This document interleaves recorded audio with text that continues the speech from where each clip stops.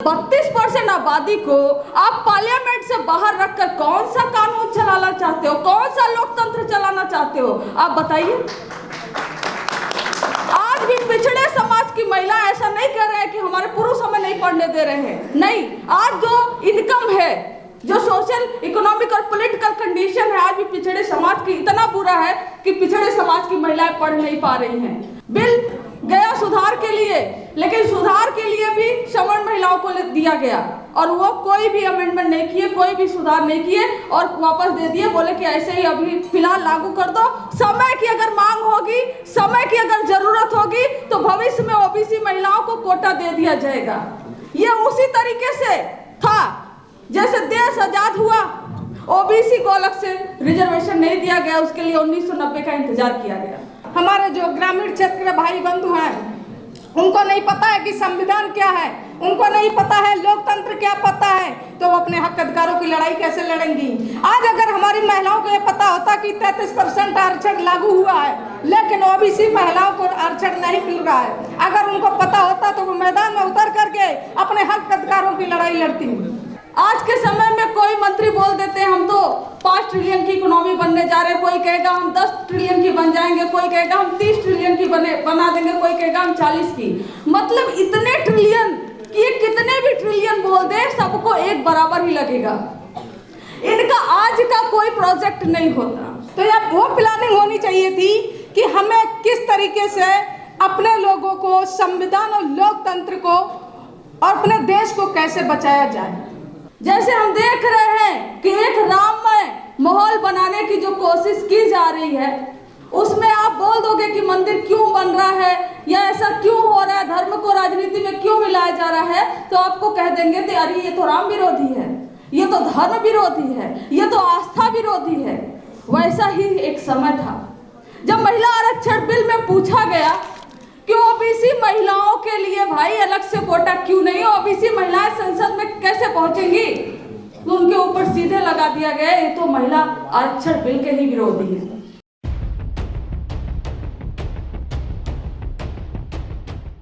जय भीम, जय भारत, जय संविधान सभी सम्मानित साथियों को और माता सावित्रीबाई फूले, फातिमा शेख और अवंतीबाई लोधी के चरणों में मेरा कोट कोट नमन। सीढ़ियों की जरूरत तो उनको है, सीढ़ियों की जरूरत तो उनको है जिनको छत तक जाना है।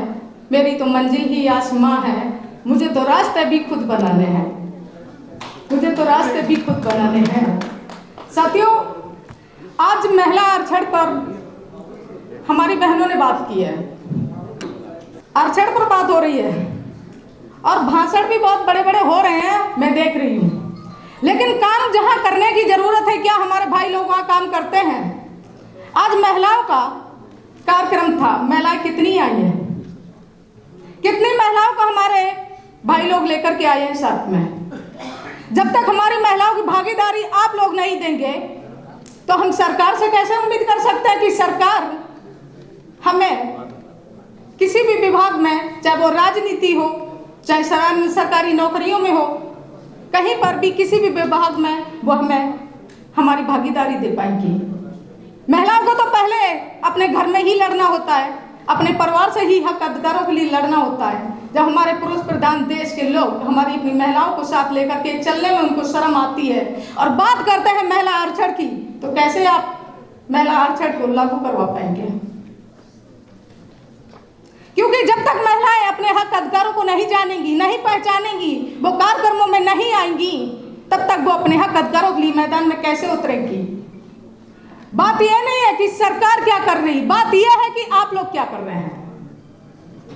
एक कहावत है, एक राजा हुआ करते थे, उन्होंने एक बात बोली थी अपनी ही महफिल में कि हम मंच सजाते हैं अपनी प्लानिंग के लिए, हम लोग बुलाते हैं अपने कार्यक्रम के लिए, और कुछ लोग जो आते हैं वो बात करते हैं दुश्मन की। और बात किसकी होनी चाहिए यहाँ कि हमें आगे की रणनीति हमारी क्या होनी चाहिए। हमारा दुश्मन हम पे कब्जा और कब्जा करे बैठा है, हमें उसे हटाने के लिए क्या करना चाहिए, हमें कैसे संगठित होना चाहिए, हमें इस लड़ाई को कैसे जीतना है, बात यहाँ वो होनी चाहिए। लेकिन बात हिंदू मुस्लिम, जैसे वो हिंदू मुस्लिम कर करके राजनीति कर रहे हैं, वैसे हम तरह तरह अलग, जैसे बिल हिंदू बिल आरक्षण की बात करते हैं, अभी महिला आरक्षण की बात कर रहे हैं, तो महिला आरक्षण पे बात होनी चाहिए थी, महिलाओं पे बात होनी चाहिए थी। महिलाओं की जो भागीदारी नहीं मिल पा रही है, ओबीसी महिलाओं का भी जो आरक्षण बिल लागू हुआ उसमें महिलाओं की भागीदारी नहीं है। उसमें 33% का तो आरक्षण दिखा दिया कि 33% आरक्षण लागू कर दिया, लेकिन कोटे के साथ में आरक्षण लागू नहीं किया। और कब लागू होगा वो नहीं, पारित हुआ है, लेकिन लागू कब होगा उसका कोई पता नहीं, अता पता नहीं है, लेकिन उस पर कोई बात नहीं हो रही है। हमें 24 की प्लानिंग कैसे करनी चाहिए, हमें दुश्मनों से लड़ना कैसे है, हम उस पर बात यहाँ नहीं कर रहे हैं साथियों। तो इससे हमारा कोई भला नहीं होने पाएगा, ना हम दुश्मनों को हटा पाएंगे, ना हम दुश्मनों के साथ जीत पाएंगे। हमें अब इस वक्त ये काम करने की जरूरत है, हमें संगठित होने की जरूरत है और अपने जिस तरीके से भाई हमारे बघेल साहब जी ने और जो संयुक्त कमेटी है यहाँ की, उन्होंने जो कार्यक्रम रखा है, तो यह वो प्लानिंग होनी चाहिए थी कि हमें किस तरीके से अपने लोगों को, संविधान और लोकतंत्र को और अपने देश को कैसे बचाया जाए। और उस पर जब तक अगर बात नहीं करेंगे, उसके लिए आप संगठित नहीं होंगे, उसके लिए आप लोगों को गाइड नहीं करेंगे। और जहां से हमारी सरकार बनती है वो गांव से बनती है, हमारे मंचों से नहीं बनेगी। हमने मंचों पर भाषण दे दिए, चल दिए, इससे सरकार नहीं बनने वाली, इससे आप कभी अपना हक अधिकार नहीं ले सकते हैं। इसके लिए हमें गांव की ओर मुंह करना पड़ेगा। हमारे जो ग्रामीण क्षेत्र के भाई बंधु हैं, उनको नहीं पता है कि संविधान क्या है, उनको नहीं पता है लोकतंत्र क्या पता है, तो वो अपने हक अधिकारों की लड़ाई कैसे लड़ेंगी। आज अगर हमारी महिलाओं को ये पता होता कि 33% आरक्षण लागू हुआ है, लेकिन ओबीसी महिलाओं को आरक्षण नहीं मिल रहा है, अगर उनको पता होता तो वो मैदान में उतर करके अपने हक अधिकारों की लड़ाई लड़ती, लेकिन उनको आज पता नहीं, इसीलिए वो शांत बैठी है। और जब तक वो अपने हक अधिकारों को नहीं छीन सकती, ना ले सकते हैं, जब तक वो मानसिक और शारीरिक रूप से वह तैयार नहीं करेंगे। आप लोग इसके लिए अपनी महिलाओं को साथ लाएं और अपने घर में समझाएं। और जो भाई लोग स्पीच देते हैं कि बड़ी बड़ी बातें करते हैं, बातों से काम नहीं चलेगा, मैदान में उतरना पड़ेगा। हर गांव और जिला में अपने लोगों को जा करके कैडर कैंप मानवर कांशीराम की तरह जब तक नहीं देंगे, तब तक आप सत्ता और व्यवस्था की बात नहीं कर सकते हैं। करना तो कर सकते हैं, लेकिन हासिल कुछ नहीं कर सकते हैं साथियों। जय भीम, जय भारत, जय संविधान। विषय है आज का महिला आरक्षण बिल और कास्ट सेंसस। आपने अभी देखा कि बहुत गाजे बाजे के साथ, ढोल नगाड़े के साथ महिला आरक्षण बिल आया। पहली बार नहीं आया था वो महिला आरक्षण बिल। 1996 में 12 सितंबर 1996 में पहली बार ये महिला आरक्षण बिल जब सदन में रखा गया, तो उनसे पूछा गया, भाई महिला आरक्षण बिल है, समाज की सभी महिलाओं को पार्लियामेंट में पहुंचाने के लिए ये बिल आया है, तो इसमें ओबीसी महिलाओं के लिए कोटा क्यों नहीं है। जब ये सवाल उठा तो सवाल उठाने वाले लोगों पर महिला विरोधी होने का तमगा लगा दिया गया। आज जैसे हम देख रहे हैं कि एक राममय माहौल बनाने की जो कोशिश की जा रही है, उसमें आप बोल दोगे कि मंदिर क्यों बन रहा है या ऐसा क्यों हो रहा है, धर्म को राजनीति में क्यों मिलाया जा रहा है, तो आपको कह देंगे कि अरे ये तो राम विरोधी है, ये तो धर्म विरोधी है, ये तो आस्था विरोधी है। वैसा ही एक समय था जब महिला आरक्षण बिल में पूछा गया कि ओबीसी महिलाओं के लिए भाई अलग से कोटा क्यों नहीं, ओबीसी महिलाएं संसद में कैसे पहुंचेंगी, तो उनके ऊपर सीधे लगा दिया गया ये तो महिला आरक्षण बिल के ही विरोधी है। और सिर्फ ओबीसी महिलाओं को आरक्षण न मिले, इसके चलते 27 साल से वह बिल पेंडिंग में था और रिसेंटली यह बिल पास किया गया। हर बार के जुमले की तरह यह भी एक जुमला निकला कि बिल तो पास हो गया, लेकिन ये कब लागू होगा, कागजों से धरातल पर कब आएगा, किसी को नहीं मालूम। उसी तरह जैसे आज के समय में कोई मंत्री बोल देते हैं हम तो 5 ट्रिलियन की इकोनॉमी बनने जा रहे हैं, कोई कहेगा हम 10 ट्रिलियन की बन जाएंगे, कोई कहेगा हम 30 ट्रिलियन की बना देंगे, कोई कहेगा हम 40 की। मतलब इतने ट्रिलियन कि ये कितने भी ट्रिलियन बोल दे सबको एक बराबर ही लगेगा। इनका आज का कोई प्रोजेक्ट नहीं होता, कल का कोई प्रोजेक्ट नहीं होता, साल भर में क्या करेंगे कोई प्रोजेक्ट नहीं होता। इनका प्रोजेक्ट तब होता है जब शायद ये कहना उल्टा होगा कि 2047 तक कितने लोग जो 50-60 साल के होंगे कितने लोग बचेगा, ऐसे ये प्रोजेक्ट बनाते हैं। और फिर वो प्रोजेक्ट एक जुमला निकलता है, हमने देखा बहुत सारे हमने जुमले देखे। तो मैं महिला आरक्षण बिल पर ही बेसिकली बात करना चाहती हूँ। महिला आरक्षण बिल में जब ये विरोध हुआ, अभी बता रहे थे बीएसपी के इसमें बहन मायावती जी थी, लालू प्रसाद यादव जी थे, मुलायम सिंह यादव जी थे, शरद यादव जी थे। इन्होंने जब कहा कि ओबीसी के महिलाओं को अगर बिल अलग से कोटा अलग से नहीं दोगे तो ये बिल हम पास नहीं होने देंगे।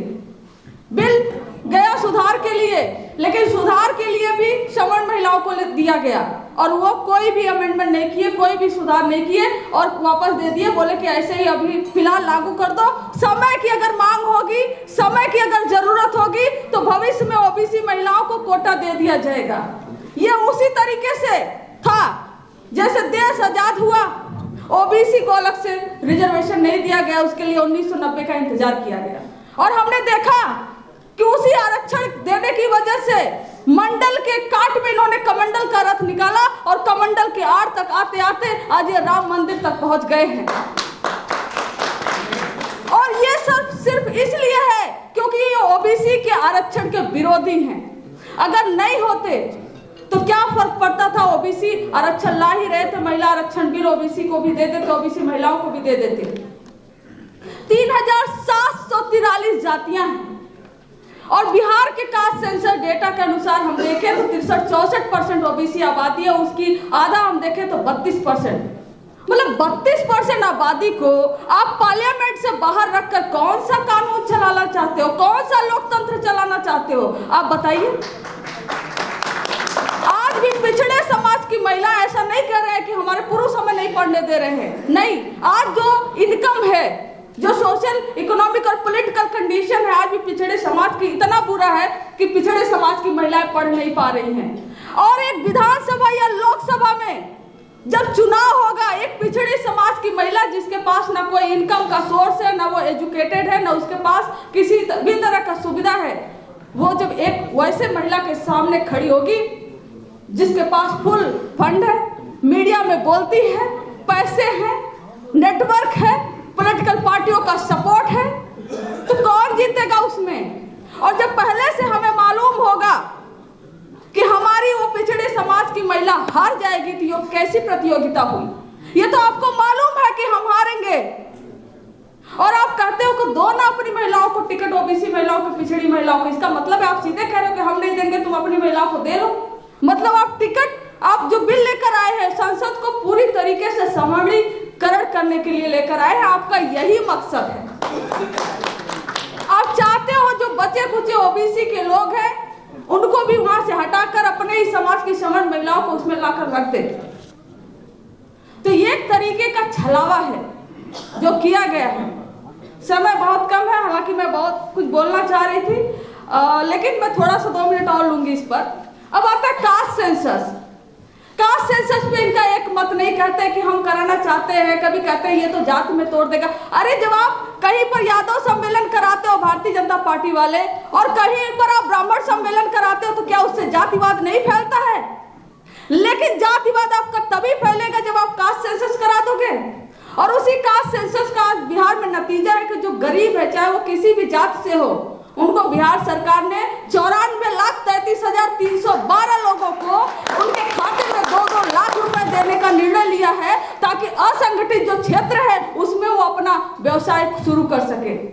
आरक्षण को बढ़ाया गया और इसका फायदा बहुत जल्द ही दिखेगा। इसलिए समय की मांग है कि कोटा विद इन कोटा के साथ महिला आरक्षण बिल को या उसको अमेंड किया जाए और जो कास्ट सेंसस हो देश भर में कराया जाए। अगर ये आप नहीं कराते हो तो आप कितना राम मंदिर अपना चुनाव प्रचार में लगाकर उसके आड़ में छुप कर प्रचार कर लो, लेकिन 2024 तो आप नहीं जीतने वाले हो। वोट तो हमें ही देना है, वोट तो ओबीसी को ही देना है जो इस देश की एक सबसे बड़ी आबादी है। Thank you so much.